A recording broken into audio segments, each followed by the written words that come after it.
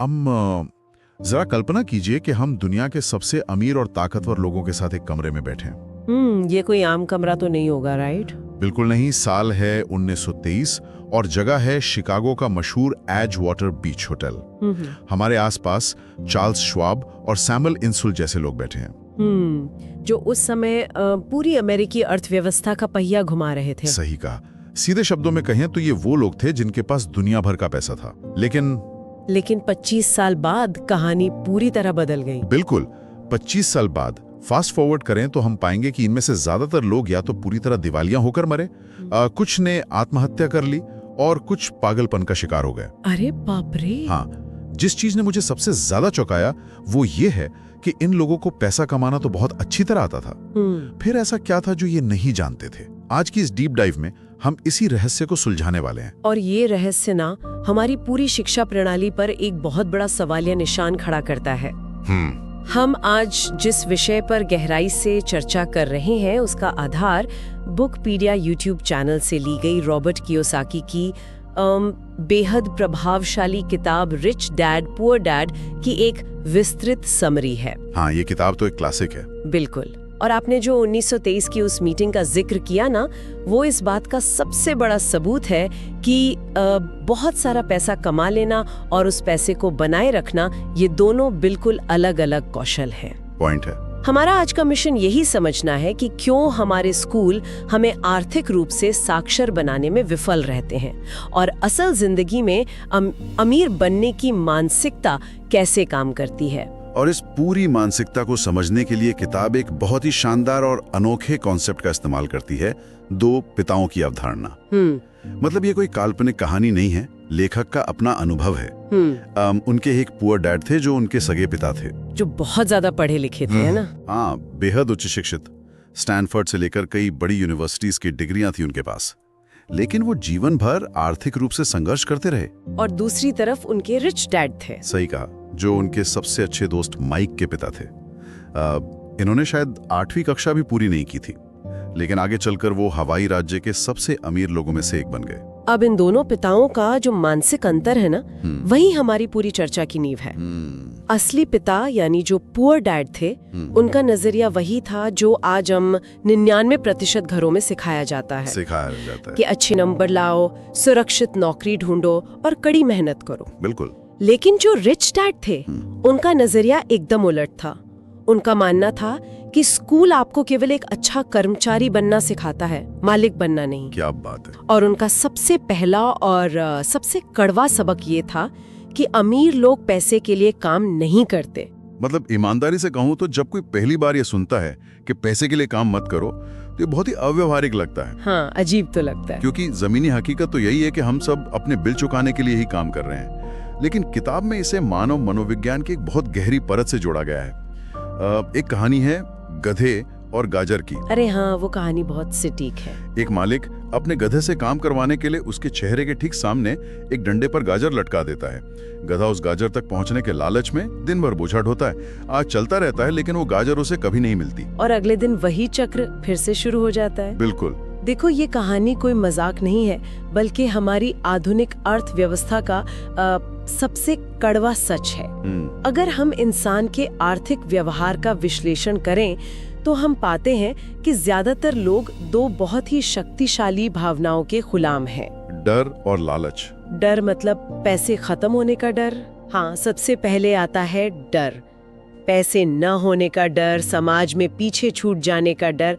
और ये डर इंसान को सुबह अलार्म बजते ही उठने और एक ऐसी नौकरी पर जाने के लिए मजबूर करता है जो शायद उसे अंदर ही अंदर खोखला कर रही हो। और जैसे ही महीने के अंत में सैलरी वाली गाजर हाथ में आती है तो लालच हावी हो जाता है। बिल्कुल। उस पैसे को देखते ही इंसान का दिमाग उन सारे सुख सुविधाओं की कल्पना करने लगता है जो वो खरीद सकता है।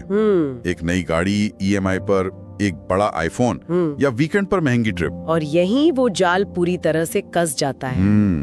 क्योंकि जैसे ही खर्च बढ़ता है, बैंक बैलेंस कम होने लगता है, पैसा खत्म होने का वो डर फिर से वापस आ जाता है। और उस डर को भगाने के लिए अगले महीने और ज्यादा मेहनत करनी पड़ती है। सही कहा। ओवरटाइम करते हैं या प्रमोशन के लिए लड़ते हैं। आय बढ़ती है तो खर्च भी बढ़ जाता है। इस कभी न खत्म होने वाले मनोवैज्ञानिक चक्र को ही रैट रेस या चूहों की दौड़ कहा गया है। लोग सोचते हैं कि ज्यादा पैसा समस्या सुलझा देगा, जबकि ज्यादा पैसा अक्सर सिर्फ उनके खर्चों के आकार को बड़ा करता है।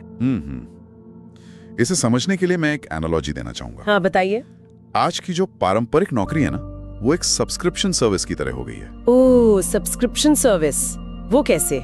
मतलब हम अपना समय, अपनी ऊर्जा और अपनी पूरी जवानी हर महीने एक तय फीस यानी सैलरी के लिए किसी कंपनी को सब्सक्राइब कर देते हैं।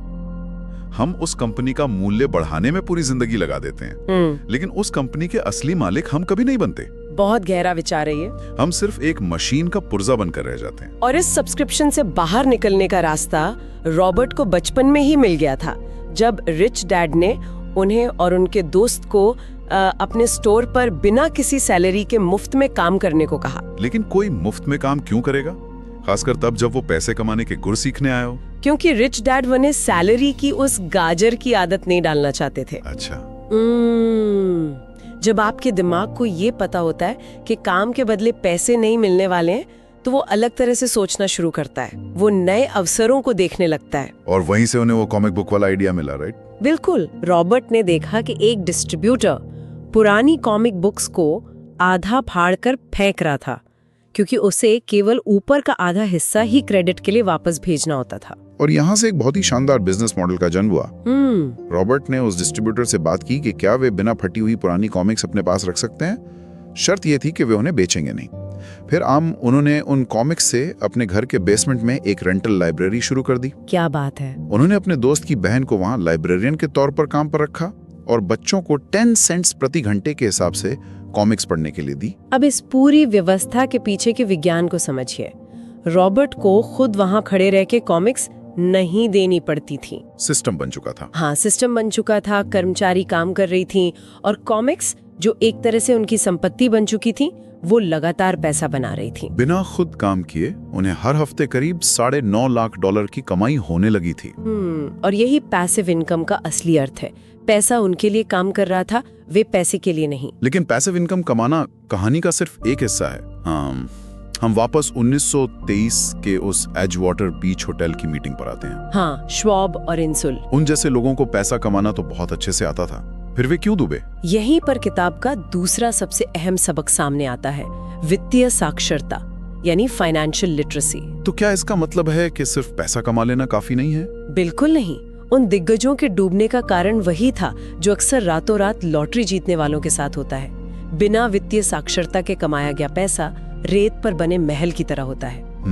इसे एम्पायर स्टेट बिल्डिंग के उदाहरण से बहुत अच्छी तरह समझा जा सकता है। वो कैसे? अगर आपको एक गगनचुंबी इमारत बनानी है, तो सबसे पहला काम ये नहीं होता कि आप ऊपर की तरफ ईंटें रखना शुरू कर दें। आपको महीनों तक एक बहुत गहरा गड्ढा खोदना पड़ता है और एक बेहद मजबूत नींव डालनी पड़ती है। बिल्कुल, नींव तो सबसे जरूरी है।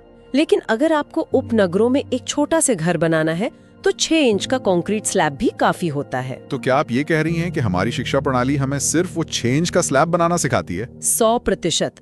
हमारे स्कूल हमें गणित, विज्ञान और इतिहास पढ़ाते हैं, लेकिन पैसों का प्रबंधन कैसे किया जाए ये कभी नहीं सिखाते। ये तो है। जब लोग अचानक बहुत सारा पैसा कमा लेते हैं, चाहे लॉटरी से हो या किसी बड़ी नौकरी से, तो वे उसी 6 इंच के स्लैब पर एम्पायर स्टेट बिल्डिंग खड़ी करने की कोशिश करते हैं। और फिर जब कोई मामूली सा आर्थिक झटका लगता है, जैसे मंदी आना या नौकरी जाना, तो वो पूरी इमारत ताश के पत्तों की तरह गिर जाती है। अरे बाप रे!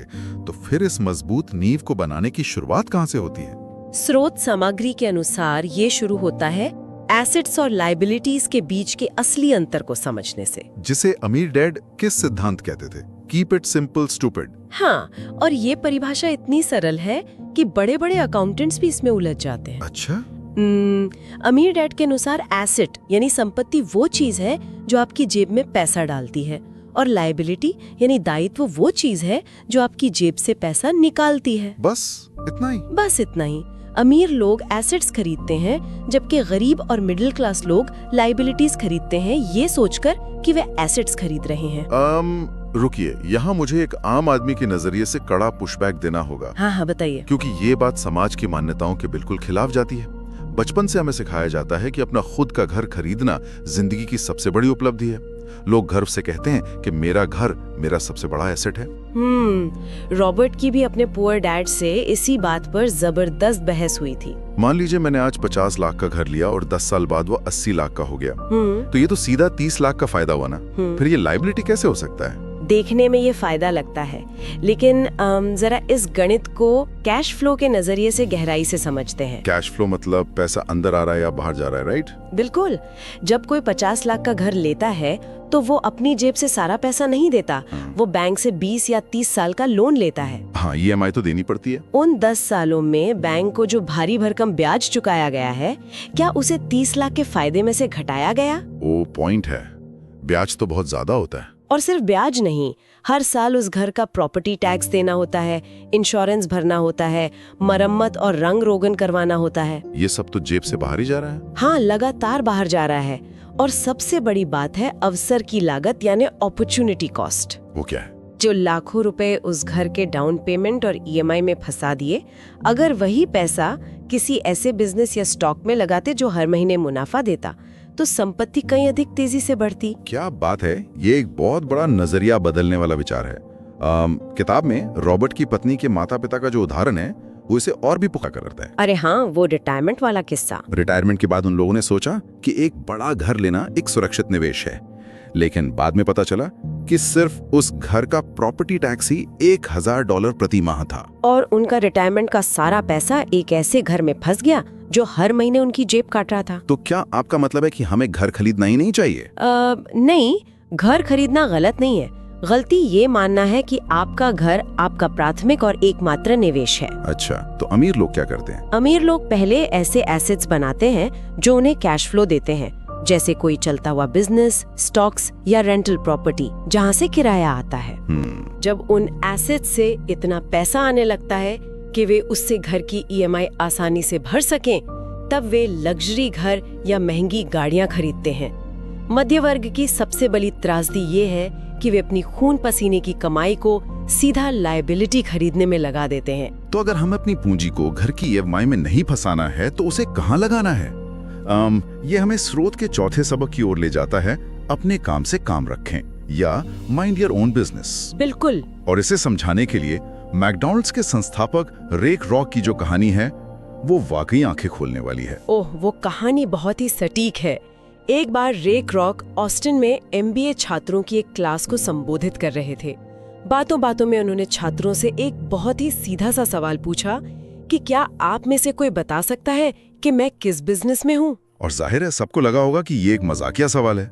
पूरी दुनिया जानती है कि मैकडॉनल्ड्स हैमबर्गर बनाता है। तो छात्रों ने हंसते हुए यही जवाब दिया। लेकिन रेक रॉक ने मुस्कुराते हुए कहा, देवियों और सज्जनों, मैं हैमबर्गर के बिजनेस में नहीं हूँ। मेरा असली बिजनेस रियल एस्टेट है। ये बहुत दिलचस्प है। मतलब उनका प्रोफेशन हैमबर्गर बेचना था, लेकिन उनका बिजनेस मॉडल पूरी तरह से जमीन पर आधारित था। एकदम सही। रेक रॉक ने बहुत जल्दी समझ लिया था कि उनकी फ्रेंचाइजी की सफलता जमीन की लोकेशन पर निर्भर करती है। उन्होंने जो सिस्टम बनाया उसमें जो भी व्यक्ति फ्रेंचाइजी लेता था उसे हैमबर्गर बेचने के साथ साथ उस जमीन का किराया भी कंपनी को चुकाना पड़ता था। अरे वाह। आज भी मैकडॉनल्ड्स दुनिया की सबसे बड़ी रियल एस्टेट कंपनियों में से एक है, जिसके पास दुनिया के सबसे महंगे चौराहों की जमीनें हैं। अगर हम इस सोच को अपनी आम जिंदगी पर लागू करें तो एक बहुत बड़ा आईना है। वो कैसे? करने में बिता देते हैं। हमारा प्रोफेशन ही हमारी पहचान बन जाता है। और यही वो भ्रम है जिसे तोड़ना बहुत जरूरी है। आपका प्रोफेशन वो है जो आपके दिन के 8 घंटे लेता है ताकि आप अपना घर चला सके, लेकिन आपका बिजनेस वो एसेट कॉलम है जिसे आप अपनी बचाई हुई पूंजी से बनाते हैं, जो तब भी काम करता है जब हम सो रहे होते हैं। बिल्कुल। अगर आपको अपने बिजनेस में लगातार मौजूद रहना पड़ रहा है तो वो बिजनेस नहीं, वो महज एक और नौकरी है। सही कहा। हमें ये समझना होगा कि आम इंसान पूरी जिंदगी 3 लोगों के लिए काम करता है, कंपनी के मालिक के लिए, सरकार के लिए टैक्स के रूप में और बैंक के लिए लोन चुकाने में। अपने खुद के एसेट कॉलम के लिए वो कभी काम ही नहीं करता। और इस एसेट कॉलम को भरने के लिए जो अगली चीज चाहिए वो है वित्तीय बुद्धिमत्ता। स्रोत का 5वां सबक कहता है कि अमीर लोग सिर्फ पैसा बचाते नहीं है, वे पैसे का आविष्कार करते हैं। इसमें अलेक्जेंडर ग्राहम बेल का उदाहरण मुझे बहुत पसंद आया। उन्होंने टेलीफोन बनाया, लेकिन जब उस बिजनेस को चलाना मुश्किल होने लगा तो वे उस समय की सबसे बड़ी कंपनी वेस्टर्न यूनियन के पास गए और अपना पेटेंट सिर्फ $1 लाख में बेचने की पेशकश की। और वेस्टर्न यूनियन के अध्यक्ष ने उसे ये कहकर ठुकरा दिया कि ये एक बेकार खिलौना है। और $1 लाख बहुत बड़ी रकम है। हाँ। उन्होंने जो अक्सर कमाया, उसी की राख से AT&T जैसी मल्टी-बिलियन डॉलर कंपनी का जन्म हुआ। ये दिखाता है कि जब आपके पास वित्तीय दृष्टि नहीं होती तो अवसर आपके दरवाजे पर दस्तक देकर लौट जाता है। किताब में उस कैश फ्लो गेम का भी जिक्र है जहां एक महिला को गेम खेलते हुए एक बोट का कार्ड मिलता है। अरे हाँ, वो बहुत मजेदार किस्सा है। पहले तो वो बहुत खुश होती है, लेकिन जैसे ही उसे पता चलता है कि बोट एक लायबिलिटी है क्योंकि इसके मेंटेनेंस से उसका खर्चा बढ़ गया है, तो वो चिढ़ जाती है। लोग अक्सर बदलाव और नए अवसरों को लेकर ऐसे ही रिएक्ट करते हैं। जब कोई चीज उनकी पुरानी सोच को चुनौती देती है तो वे उसे समझने की बजाय उस पर गुस्सा करते हैं। लेकिन वित्तीय बुद्धिमत्ता का मतलब है पुरानी सोच को पीछे छोड़कर नए तरीके ढूंढना। जैसे फीनिक्स एरिजोना का वो रियल एस्टेट वाला वाकया। हाँ, इस पर तो मुझे आपसे गहराई से बात करनी है। ये वाकया बहुत से लोगों को फिल्मी लग सकता है। सच में? मंदी का दौर चल रहा था, लोग डरे हुए थे और रॉबर्ट ने $75,000 का घर सिर्फ $20,000 में खरीद लिया और फिर सिर्फ 5 घंटे के भीतर उसे $60,000 में बेच भी दिया। बिना अपना पैसा लगाए उन्होंने $40,000 कैसे बना लिए? ये प्रॉमिसरी नोट क्या बोला है? तो यही तो पैसे का आविष्कार है। ध्यान से समझिए, रॉबर्ट ने वो घर खरीदा लेकिन उसे अपने नाम पर लंबे समय तक नहीं रखा। अच्छा। उन्होंने तुरंत विज्ञापन दिया और उसे 60,000 में एक ऐसे खरीदार को बेचा जिसका क्रेडिट स्कोर शायद बैंक से लोन लेने के लिए पर्याप्त नहीं था। तो फिर उसने पैसे कैसे दिए? रॉबर्ट ने खुद एक बैंक की तरह काम किया। उन्होंने खरीदार के साथ एक कानूनी अग्रीमेंट बनाया जिसे प्रॉमिसरी नोट कहते हैं। इसका मतलब था कि खरीदार ने वो घर ले लिया और इसके बदले में वो रॉबर्ट को हर महीने एक तय रकम ब्याज सहित चुकाने का वादा कर रहा था। मतलब उन्होंने बिना कोई ईंट पत्थर हिलाए सिर्फ कागज के एक टुकड़े और अपने दिमाग से $40,000 का एक ऐसा एसेट बना लिया जो हर महीने उनकी जेब में पैसा डाल रहा था। बिल्कुल। और इसे करने के लिए हमें 3 बुनियादी स्किल्स चाहिए। पहली, वो देखना जो दूसरे ना देख पाएं। हर मंदी में एक अवसर छिपा होता है। दूसरी, पूंजी जुटाना। आम इंसान सोचता है कि निवेश के लिए सिर्फ बैंक से लोन लेना पड़ता है, लेकिन एक स्मार्ट इन्वेस्टर जानता है कि दूसरों का पैसा कैसे इस्तेमाल करना है। और तीसरी, खुद से ज्यादा स्मार्ट लोगों को काम पर रखना। अमीर लोग ये नहीं सोचते कि उन्हें सब कुछ खुद आना चाहिए। वे अपने आसपास बेहतरीन वकीलों, चार्टर्ड अकाउंटेंट्स और ब्रोकर्स की टीम बनाते हैं। ये बहुत ही शक्तिशाली विचार है कि हमारा दिमाग ही हमारा सबसे बड़ा एसेट है और इसे ट्रेन करने के लिए हमारा आखिरी बड़ा सबक है सीखने के लिए काम करें, पैसे के लिए नहीं। इसमें एक बहुत ही टैलेंटेड महिला जर्नलिस्ट की कहानी है। वो बहुत ही शानदार लेखिका थी, लेकिन उसकी किताबें बिक नहीं रही थी। हाँ। जब रॉबर्ट ने उसे सेल्स और मार्केटिंग का कोर्स करने की सलाह दी तो उसे बहुत बुरा लगा। बुरा इसलिए लगा क्योंकि समाज में विशेष रूप से उच्च शिक्षित लोगों के बीच बेचना यानी सेल्स को बहुत निचले दर्जे का काम माना जाता है। सही कहा। उसे लगा कि वो एक लेखिका है, कोई दरवाजे दरवाजे जाकर सामान बेचने वाली सेल्स वुमन नहीं। यहाँ मैं एक उदाहरण देना चाहूंगा। जी बताइए। मान लीजिए आपके पास एक बहुत ही बेहतरीन प्रोडक्ट है, जैसे उस जर्नलिस्ट की शानदार किताब। वो प्रोडक्ट एक स्पोर्ट्स कार के बेहद पावरफुल इंजन की तरह है, लेकिन सेल्स और मार्केटिंग उस कार का स्टीयरिंग व्हील है। अब चाहे आपकी कार का इंजन कितना भी दमदार क्यों ना हो, अगर उसमें स्टीयरिंग ही नहीं है तो वो कार कहीं नहीं पहुंचेगी, बस गैराज में खड़ी आवाज करती रहेगी। क्या बात है, ये बहुत ही सटीक उदाहरण है। बिना बेचे, बिना लोगों तक अपनी बात पहुंचाए, दुनिया का सबसे बेहतरीन टैलेंट भी तिजोरी में बंद पड़े सोने की तरह है। बिल्कुल। रॉबर्ट कियोसाकी ने इस बात को सिर्फ किताबों में नहीं लिखा, बल्कि जिया है। उन्होंने एक बहुत ही सुरक्षित और अच्छी खासी सैलरी वाली नौकरी छोड़कर मरीन कॉर्प्स ज्वाइन कर ली। सेना में क्यों चले गए? क्योंकि उन्हें सैनिकों का नेतृत्व करना और लीडरशिप सीखनी थी। और इसके बाद उन्होंने जेरोक्स कंपनी ज्वाइन की, सिर्फ इसलिए ताकि वो अपने स्वभाव के शर्मीलेपन को दूर कर सकें और लोगों की ना सुनने की आदत डाल सकें, जो कि सेल्स में सबसे जरूरी है। और उनके पुअर डैड इस बात को लेके बहुत परेशान रहते थे कि रॉबर्ट बार बार अपनी नौकरियां क्यों बदल रहे हैं। उन्हें लगता होगा कि ये तो करियर खराब कर रहा है। हाँ, लेकिन रॉबर्ट जानते थे कि 30 साल की उम्र से पहले रिस्क लेना और नई स्किल्स बटोरना सबसे ज्यादा जरूरी है। सही बात है। हमारी शिक्षा प्रणाली हमें एक छोटे से विषय का स्पेशलिस्ट बनना सिखाती है, लेकिन आर्थिक आजादी पाने के लिए आपको चीजों के काम करने के तरीके जैसे अकाउंटिंग, कानून, सेल्स, निवेश, इन सब का एक व्यापक जनरल ज्ञान होना चाहिए। इस पूरी डीप डाइव ने आज अमीरी की परिभाषा को बिल्कुल बदल के रख दिया है।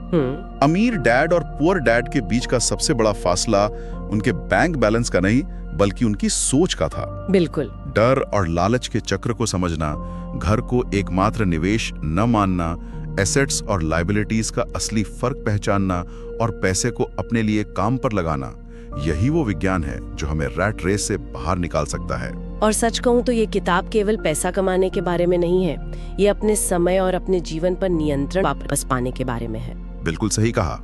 तो अब जब हम इस विस्तृत चर्चा के अंत पर आ गए हैं, मैं आपको उसी 6 इंच के स्लैब वाले विचार से जुड़े एक बहुत गहरे सवाल के साथ छोड़ना चाहता हूँ। जरा इस पर गंभीरता से विचार करें। अगर हमारी आधुनिक शिक्षा प्रणाली जानबूझकर हमें एक आज्ञाकारी कर्मचारी और बिना सवाल किए टैक्स देने वाला नागरिक बनाने के लिए ही डिजाइन की गई है, तो क्या इसका मतलब ये है कि आने वाली पीढ़ियों के लिए वित्तीय साक्षरता पूरी तरह से एक पारिवारिक जिम्मेदारी बन जाएगी जिसे कोई भी स्कूल कभी नहीं अपनाएगा? ये तो बहुत सोचने वाली बात है। इस पर चर्चा न करना कल उनके भविष्य के लिए सबसे बड़ी लायबिलिटी साबित हो सकता है। इस पर